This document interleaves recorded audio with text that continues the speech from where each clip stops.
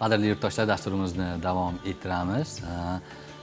Bir-biridan qiziqarli qo'shiqlarni taqdim etayotgan mehmonimiz Ravshan aka namozov hisoblanadi. Ravshan aka, necha yildan buyon aynan mana shu san'at sohasida faoliyat ko'rsatib kelyapsiz?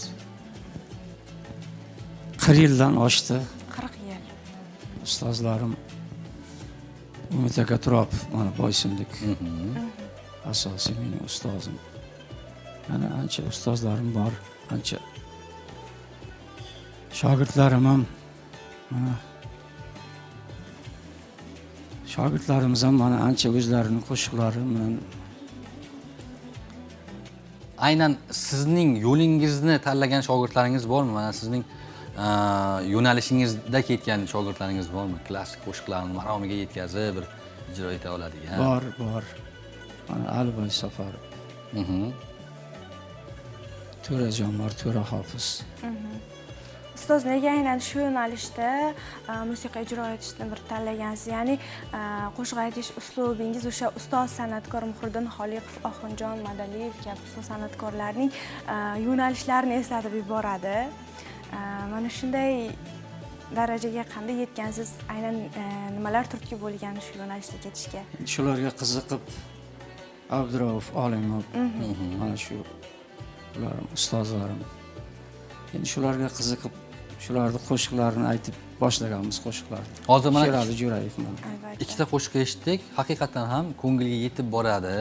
Ya'ni ayrim qo'shiqlar bor, kishi bir marotaba eshitsa yoki ikki marotaba eshitsa, me'dasiga tegib qoladi-da, shunday bir yoqmay qoladi.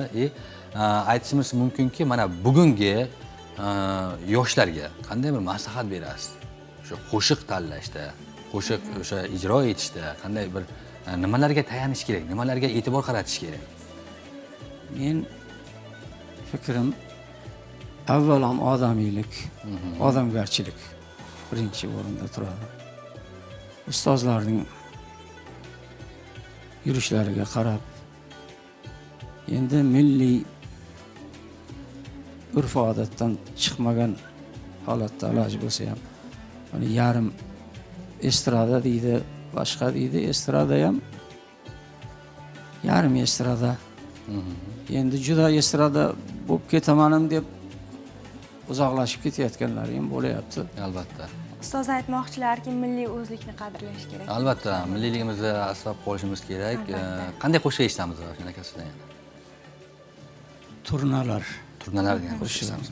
Tinglaymiz unda, marhamat.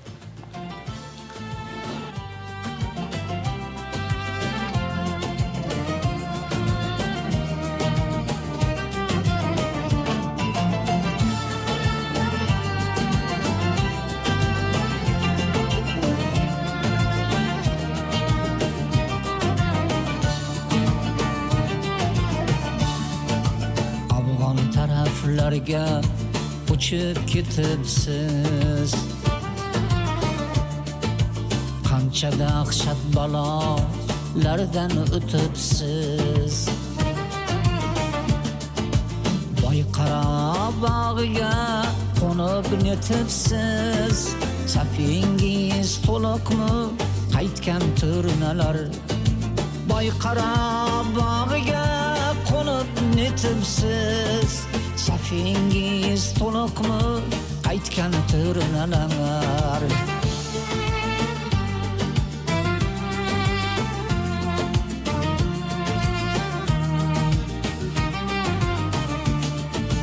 Ahmad Zoirlarning ohi siz bilan xabar ayrotishdi goho siz bilan. Ahmad Zoirlarning ohi siz bilan xabar ayrotishdi goho siz bilan. G'afur G'ulom qizi mohi siz bilan, safingiz to'liqmi qaytgan turnalar? G'afur G'ulom qizi mohi siz bilan, safingiz to'liqmi qaytgan turnalar?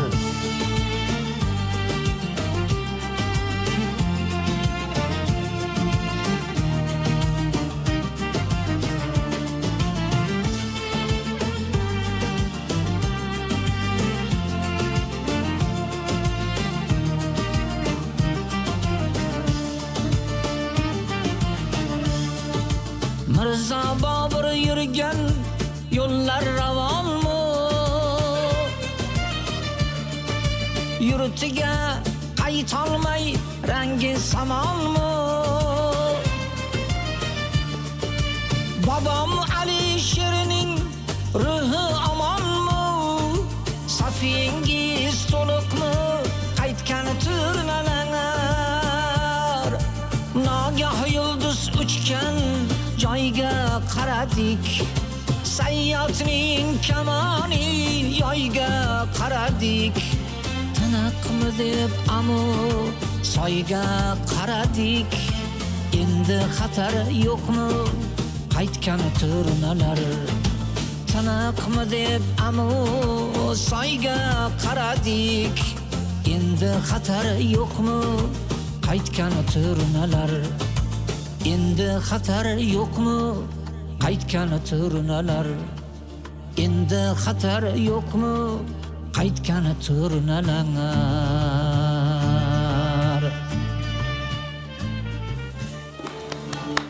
Rahmat.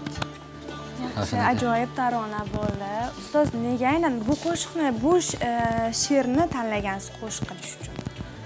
Endi bu asli yaralishi Afg'on urushi atalib yaralgan qo'shiq. Demak, qaytgan turnalar so'zi ham bir ramziy ma'no kasb etyapti bu yerda. Shu qaytgan soldatlarga asli bag'ishlangan shu Afg'on urushiga. Albatta, shoirning naqadar bir ijodkorona yondashganini ko'rishimiz mumkin. Albatta, endi turna deganda turnalar qaysidir ma'noda tinchlik ramzi hisoblanadi va mana shu qo'shiqning matnining yakuniga qaraydigan bo'lsak ham qaytgan turnalar deyilyapti. Haqiqatan ham juda ham mahorat bilan tanlangan o'sha matn yoki she'r deyiladi va o'z navbatida mahorat bilan ijro etilgan qo'shiq ham desak xato bo'lmaydi. Ravshan aka, yana qanday qaysi ustoz shoirlarning she'rlaridan foydalanib taronalar yaratgansiz? Ko'p qo'shiqlar ko'proq Eshqobul Shukur ijodiga juda ham yaxshi.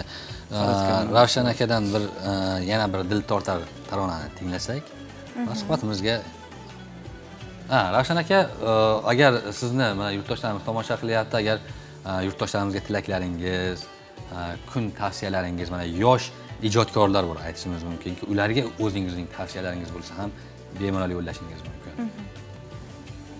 Ilohiy yurtimiz tinch bo'lsin. Avvalo shogirdlarimga ham ijodiy hamma ijodlarida ulkan zafarlar tilayman. Niyatim endi shu. Albatta, tinchlik bo'lsin, xotirjamlik bo'lsin. Endi qanday qo'shiq eshitamiz yakunda?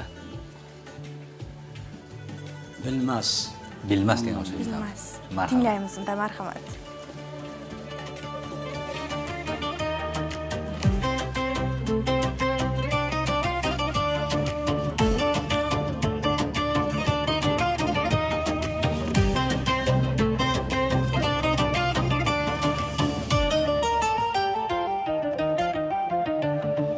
Ajab parvosi yo'q yorim, xaridor bo'lganim bilmas.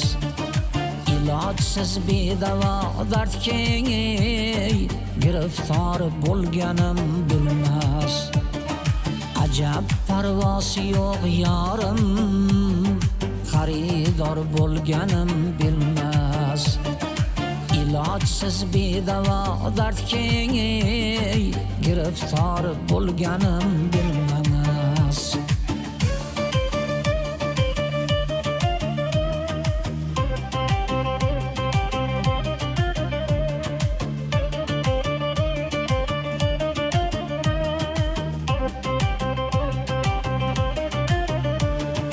Bo'lib hislari quyun ichgay, olib ko'nglimni har yoniga.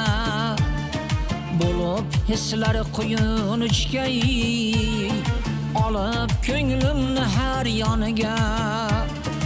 O'yinlarda qolib har kun, yo'g'i bor bo'lganim bilmas. O'yinlarda qolib har kun, yo'g'i bor bo'lganim bilmas.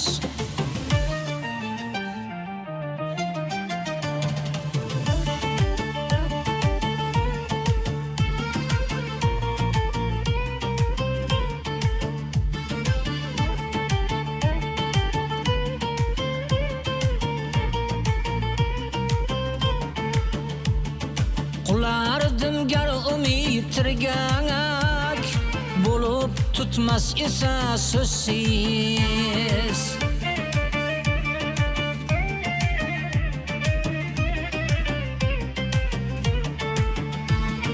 Hamon lutfiga jon birilanga umidvor bo'lganim bilmas. Uningssiz rangi ro'yim hangam siniq chehramda avuch qayda. Uningssiz rangi ro'yim hangam siniq chehramda avuch qayda.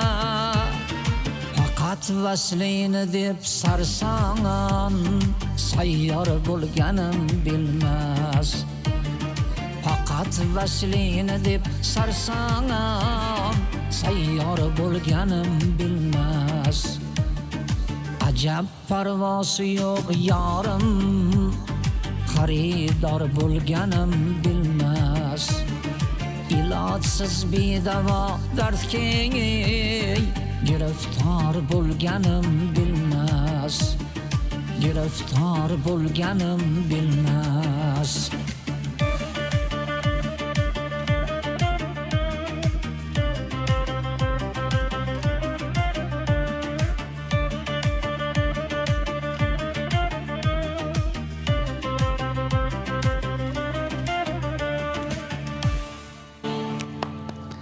Rahmat.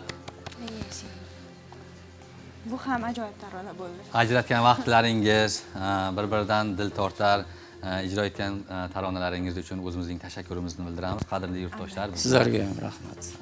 rahmat. Ayni vaqtda Munavvar kun handasi sahifasiga navbatni beramiz. Bizdan yana Birgalikda tomosha qilamiz. marhamat.